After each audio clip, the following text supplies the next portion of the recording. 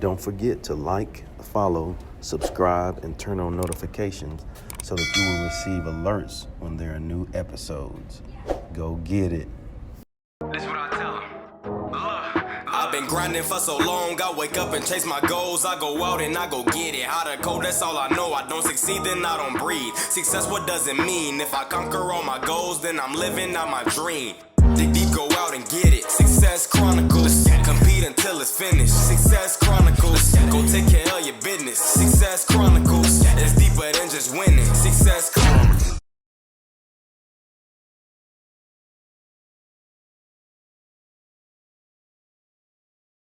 Hey, what's up, everybody? This is Chip Baker coming to you with another topic session on the Success Chronicles, and we are here with my guy, Mr. Robert Harper II.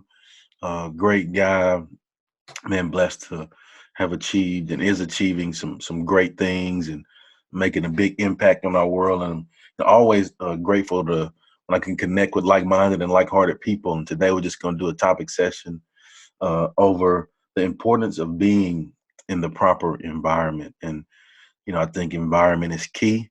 And, I interviewed him before and we talked about some different things. And he hit on, a word that stuck out to me when, I was interviewing him was environment. And he talked about some things, how it was beneficial for him. And so we just wanted to elaborate on it. And if you don't mind, well, first off, I want to say thank you. Thank you for taking the time. But how's the environment been important for you? Man, environment is everything. It's been everything for me. Talking about even from my early childhood, just being in the right spot, being in the right position. We talked about last time about how when I transitioned from high school to college, and when I went to a college where they had this organization that was called SAB, Student African American Brotherhood, and it was a brotherhood to where you could really be vulnerable, you could really be honest. You didn't have to be, this male macho, present like a false, persona of who you thought people wanted you to be. You know what I mean? So it's just you could be just yourself, but they also held you accountable, with your grades and how you presented yourself, how you acted. And for the first time, really, like I've had that from adults, but for the first time, I had that from my peers. Right. I saw that from my peers. I saw brothers like holding me accountable. Like, did you go to class today? Did you study today? Let's come up with a group so we can make sure we pass this test together. Right. And that's everything. One of the things I think about when I think about environment is being in the right position. There's a funny story that happened when I was there. On my way to class. I was on my way there trying to be on time. Chip trying to get there early, so I got there like 20 minutes early. But it's so packed on campus to where if you don't get there about 15, 20 minutes early, you're gonna be hard pressed to get a good parking spot. Yes. And, yeah. So I just I drove up and I realized that the front parking spot was full, so I went immediately to the back. So I was like, okay, I'm gonna go to the back of the parking lot, and I'm driving around for like 10 minutes now. And by that time, prayers start kicking in. Like God, like I need a parking spot, and I need one. I need one soon because I'm gonna be late for class if I don't. And so, but here's the thing: you gotta be specific, right? So I said, God, I don't want this trash parking spot. I don't want no trash parking spot. I want a parking spot that I know comes from you, right? Yeah. And so I'm driving around trying to find this parking spot in the back. Now, mind you, I had a prayer that said, I don't want a trash parking spot. I want a good parking spot. But then it clicked, it hit me. I said, how am I asking for a good parking spot, but I'm driving in the back? You follow what I'm saying? And so I was like, okay, if I'm going to get a good parking spot, I need to be in the right position. And so that's when I drove to the front of the parking lot, and I got my parking spot. It was like the second one, right? Somebody was leaving. I just came right in there. And from that story, man, I took away, I was like, okay, God, position is everything. Like I can't be asking for one thing, but then I'm not in the right position to receive it. And so a lot of times, man, it's not about if we're not gifted, if we're not talented, if we don't have the right ability. It's more so about position. Are you You know, ready? are you in the right environment? Are you in the Yeah. right place to get blessed? So, I mean, I think environment is everything. Yeah. I love that. I love that story, and it's so true. I think for me, I think when you reflect on life, I think we are the sum total of our environment, our experiences, our relationships, and our actions. Yeah. And so I think when you add all of those up, those make us who we are. And I start with environments first because when you think about it, and you did the same thing. What I was thinking when I was reflecting, you started with your childhood, then you looked at, your different phases of your life, and so, growing up, I was, raised in a faith-based environment, Right. saying check, Right. Right. then the next, it was also, education and, putting me around things where I would be occupied with sports and people that could mentor me, show me the right way, i.e. great teachers and coaches, check, so, you go then the next phase, environment is college, played college football, was around some great guys to learn from that are still amazing friends and great guys in my life now, check, then, to my career. And in my career, I've been blessed to be around people, that have just really just shown me the way that I can learn from, and people that say, hey, just like you say, hey, come here, I'm gonna show you how to do this. Cause, one Yeah. day you're gonna be doing this, Right. and so when you add up and look at all of those environments that I've been blessed to be in, man, it's truly helped me be the best version of myself, For sure. and so um, I'm grateful for it, but then the bigger picture, is I'm really grateful that I've had the awareness to really know that it was great situations and learn from those environments. Yeah. To take And advantage of. yeah, Yeah. to take advantage of it and then apply it in my life because, in the application is the application, right? And so, we have to apply those things that we learn from our environments and make it relevant in our life so we continue to grow. For sure. For sure, man. Thinking about the right environment, sometimes you can, if you're not in the right environment, you start to question yourself. Yes. You start to question, you know, am I talented enough? Do I have the right ability? Maybe you come from a place to where, you're surrounded around dysfunction. Maybe it's in your community. Maybe it's even in your own home, Yeah. right? And so you begin to, second guess your own abilities and your own gifts and your own talents. And maybe you don't even see that you have any, but it's just a change of environment, that you can begin to live a more prosperous and healthy life simply because you surrounded yourself with the right people. And what I like about what you're talking about too, Chip, is that, you talk about childhood, you talk about young adult, and now in your career, there's a sense of responsibility, Yeah. right? Like a sense of like they're holding you accountable. Like they're not gonna let you just say, hey, like you Yeah. can do your own thing, right? Yeah. You can do your own thing. Yeah. No, there's a Nah, sense of, bro. yeah, there's a sense of accountability, Yeah. and now you have a responsibility to live up to that, man, to live up to the environment you've been placed in. Because when you really appreciate it, you realize that everybody had this opportunity. Everybody Man. wasn't blessed or afforded this with this opportunity, man. So you really, you don't want to take it for granted. Take advantage of it and soak it all up while you can, so that you can be in a position to be a blessing to somebody else. Really, Yeah. man.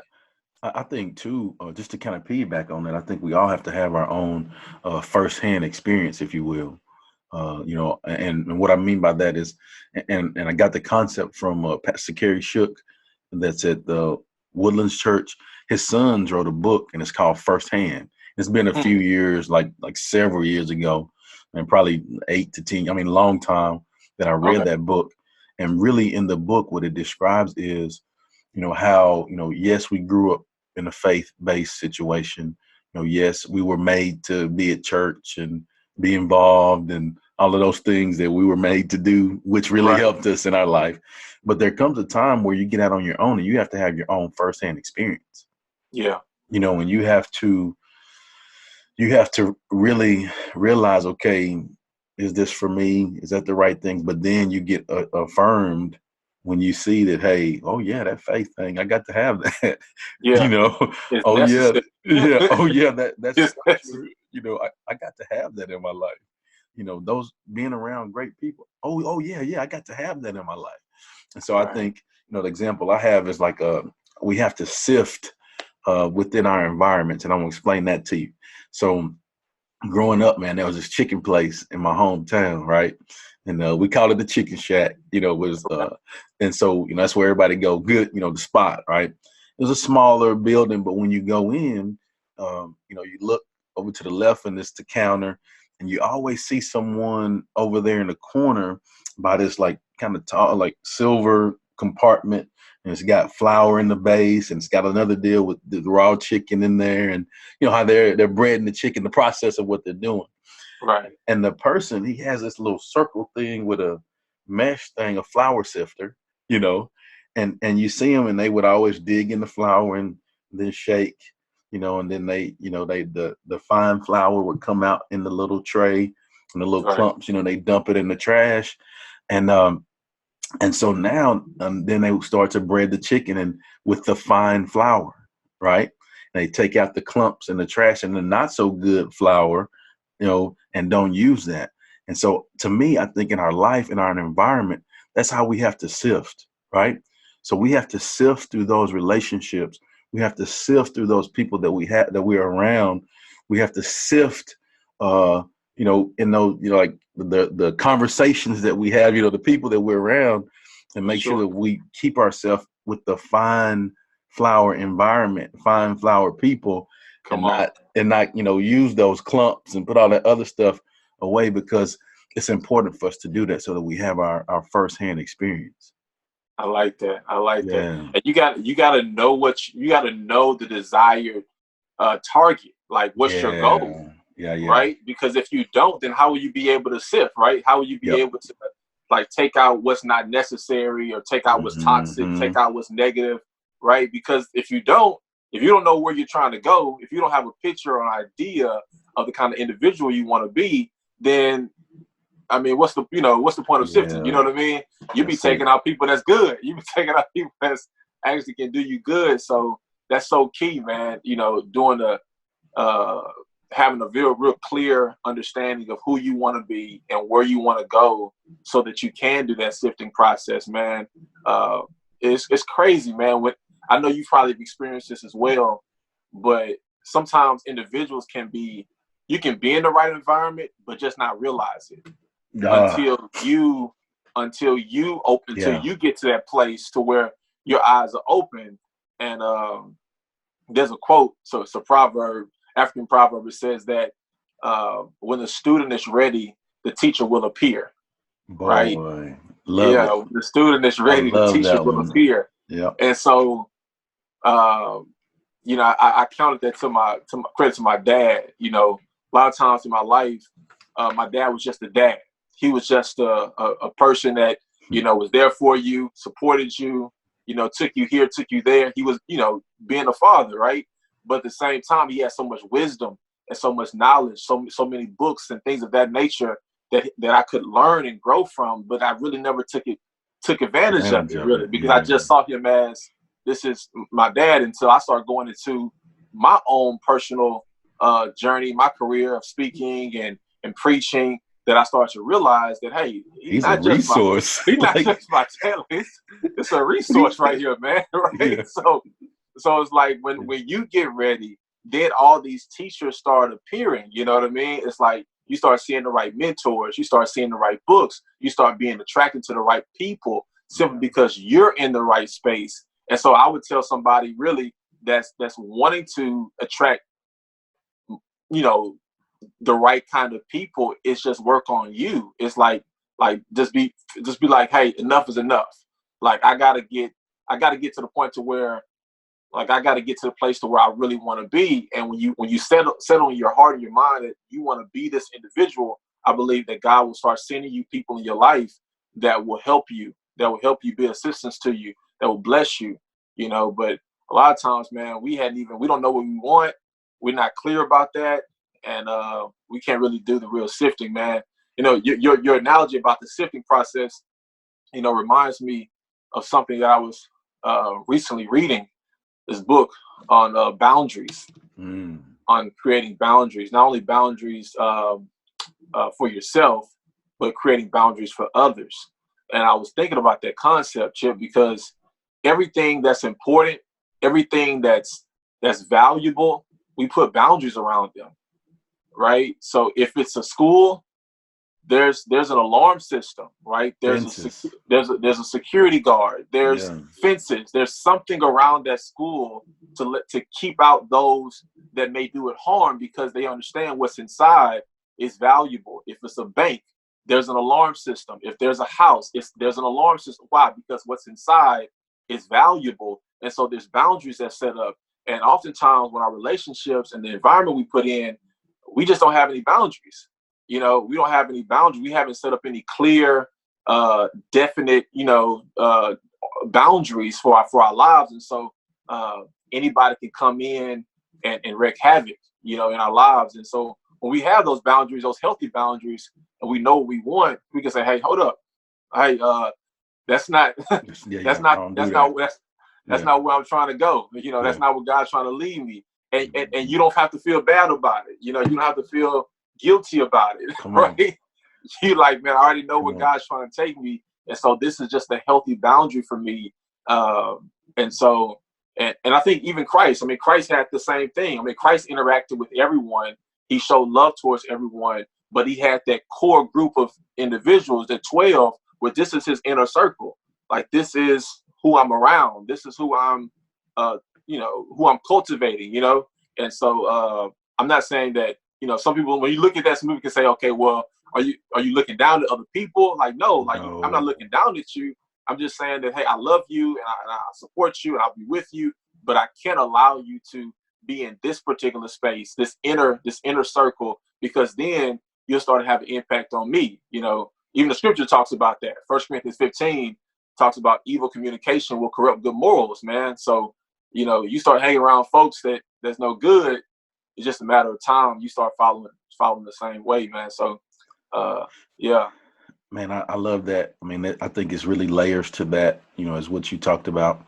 I had a conversation with the assistant athletic director in my old college once before. And, she talked to me about, like, she was raising like teenage daughters, and it was a great analogy, blew me away, as far as boundaries. I think, they have a practice of where they talk about, okay, so what are healthy boundaries? Going into this, if I'm at a party and this is this, yada, yada, what are some things that I don't want to be involved in? What are some things that I'm okay with? And when you reflect on those things beforehand, when you get in that situation, it's easy for you to make the best decision because you've already practiced it. You've already mentally repped it, Exactly. And so I think when we have time to have, and we have to make time to have noise cancellation in our life, reflection time, the big headphones, it's a different sound with the big headphones and like the pods, right? It's a clarity you get with the noise cancellation headphones, right? And so in our life, we have to have that noise cancellation time. We have to make that time to, have the conversation with yourself. As somebody I know that has a book about some of that too. Oh wait, that's you. Drop that plug, man. Hey, yeah. I got you. Hey, man, we on deck right here, man. Yeah.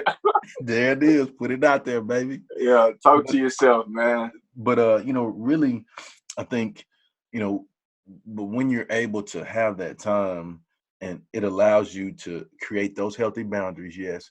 But then now you have the courage to say no to some things, right? It gives you that courage because you know who you are. You learn who you are. And I think, you being able to say no to some things will allow you the privilege of being able to say yes to whatever you want. Come on, man. Come on. And so, it's a balance. It's a give and take. And so just know that it's okay to have the courage to say, nah, I'm good. I'm all right.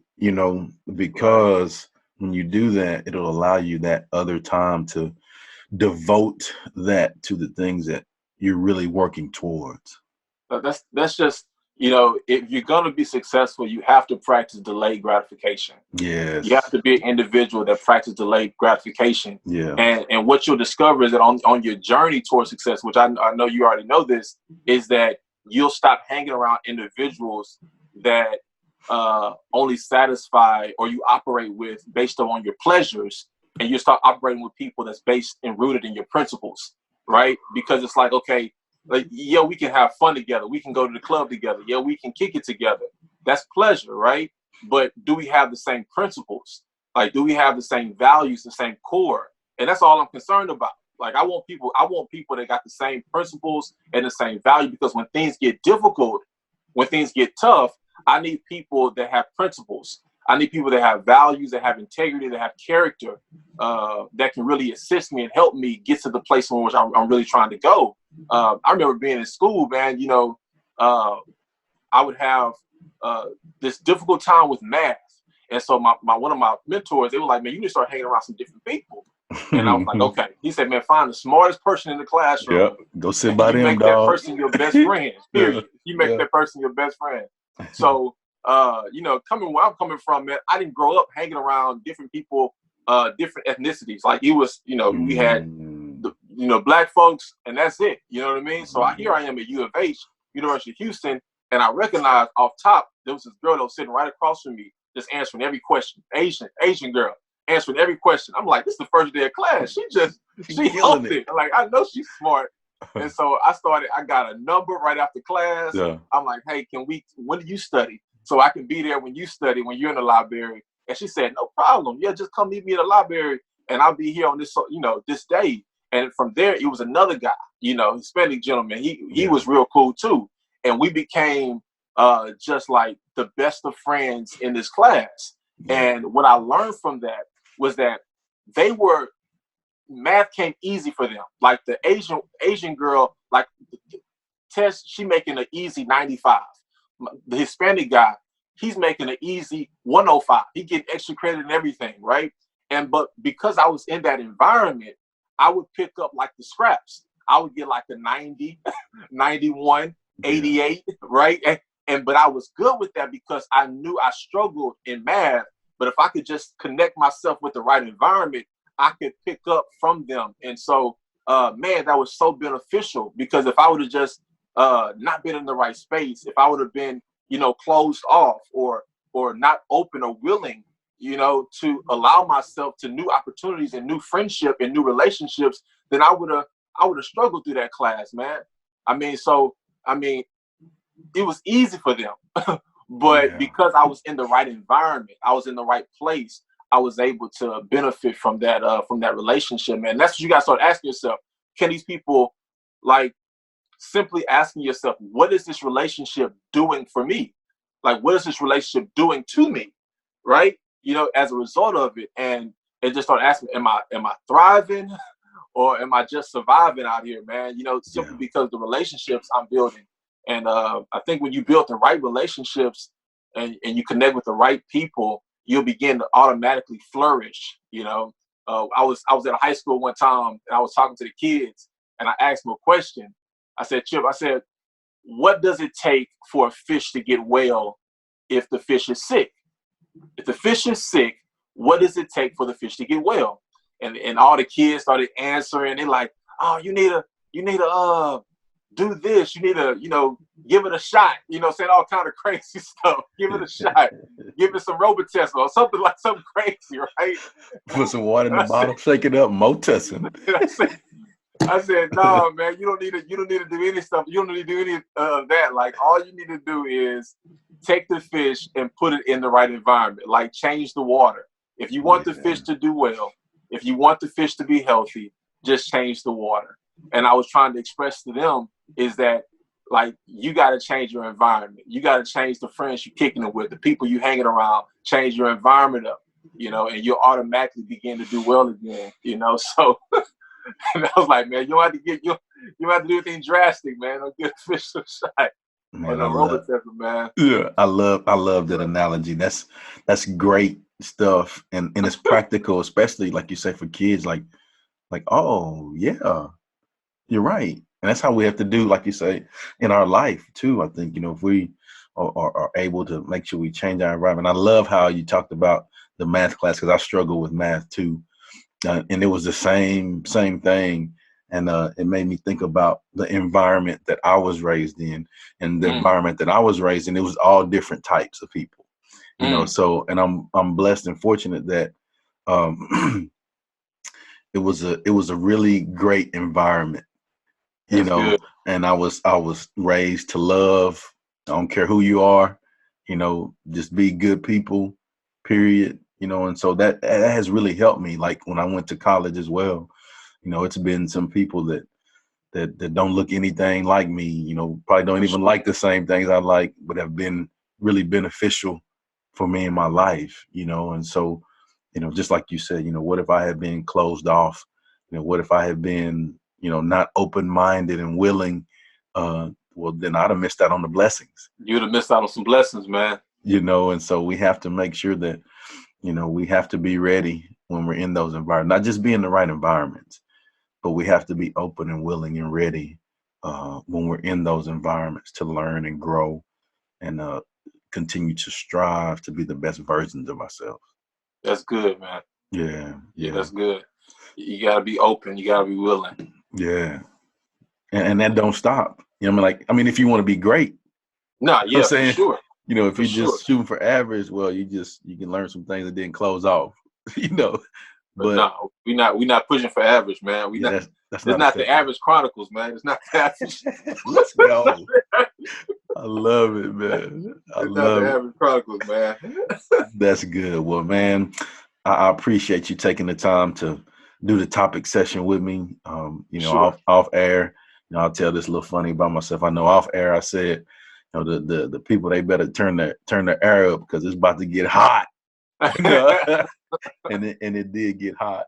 But man, I appreciate you taking the time to do the topic session with me, and appreciate all you do. And again, man, let's promote the book.